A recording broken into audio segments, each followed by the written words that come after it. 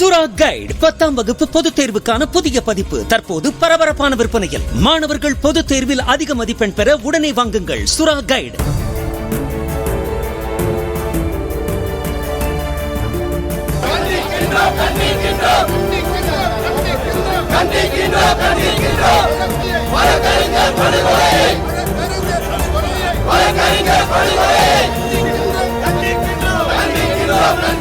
சென்னை திருவான்மியூரில் வழக்கறிஞர் கௌதமன் படுகொலை செய்யப்பட்ட சம்பவத்தில் தமிழக அரசை கண்டித்தும் வழக்கறிஞர்களுக்கு பாதுகாப்பு சட்டம் இயற்ற கோரியும் எழும்பூர் வழக்கறிஞர்கள் சங்கத்தினர் ஆர்ப்பாட்டத்தில் ஈடுபட்டனர்.